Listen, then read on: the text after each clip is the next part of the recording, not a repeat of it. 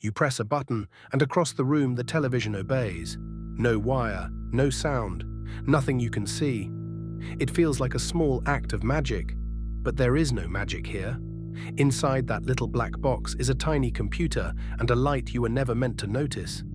Tonight we slice the remote open and watch a single command leave your hand and cross the room as a flicker of invisible light. Start with the press. Under each rubber key sits a small dome. Push it, and a patch of conductive material on its underside drops onto the circuit board below. There, two metal traces wait a hair apart, not quite touching. The dome bridges them, and current can finally flow. The board now knows one thing: a switch has closed. But there are dozens of keys sharing the same board, so the next job is figuring out exactly which one you pressed. The keys are wired as a grid of rows and columns, like seats in a theater named by row and number. A small chip sweeps the rows one by one, asking each in turn, "Are you connected to a column right now?" When your closed switch links a row to a column, only one crossing point answers. From that single intersection, the chip reads your key, the way you would find a seat from its row letter and number.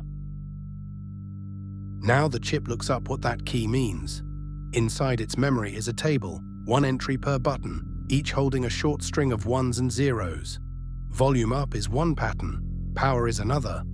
The chip also adds an address, a few extra bits that say which kind of device this is, a television and not, say, a soundbar. Command and address join into one small packet, ready to be spoken out loud in light.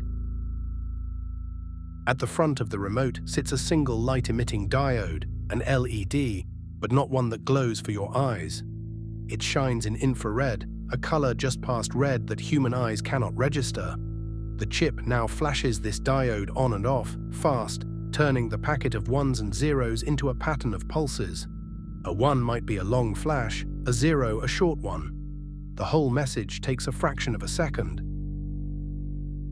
But the room is already full of infrared. Sunlight, lamps, even your own warm body all glow in it.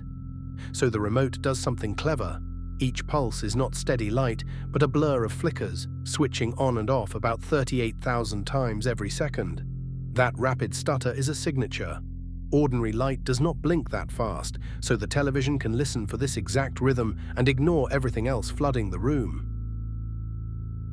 Out it goes, an invisible beam leaving the nose of the remote.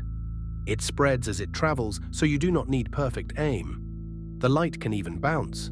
A pulse that misses the screen may glance off a white wall or the ceiling and still arrive. This is why a remote often works when pointed roughly toward the set, or sometimes away from it entirely. The message is fragile, but the room helps carry it home. On the television waits a small dark window, the receiver. Behind it sits a photodiode, a sensor that turns incoming light into a trickle of electric current. But it does not trust everything it sees.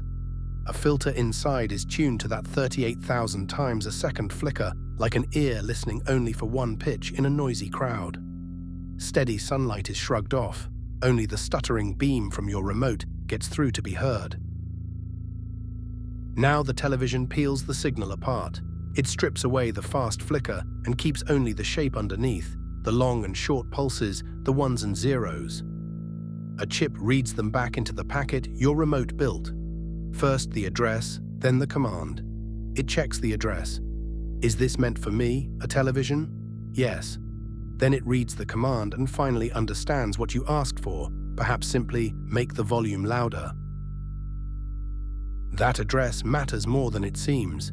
Your living room may hold a television, a streaming box, and a sound bar, all watching for infrared at once. The address bits let each device ignore messages not meant for it. The way a letter passes through many hands, but opens only for its name. It is also why your remote rarely disturbs a neighbor's set. Different brands speak in different codes, a quiet, crowded language sorted by who is listening. Hold a button down and something extra happens. The remote does not send the full command again and again. Instead, it sends a short repeat signal, a little nudge that means, still pressing, keep going.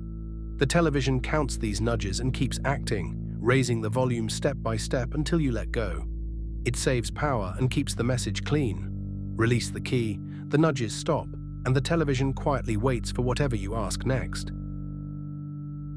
So follow the whole path. You press a key and a dome closes a switch. A grid tells the chip which one. The chip looks up a code and adds an address. An infrared diode flashes that packet as invisible pulses, each one flickering 38,000 times a second, so it stands out.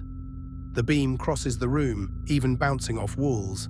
A tuned receiver catches it, strips the flicker, decodes the command, and the television obeys.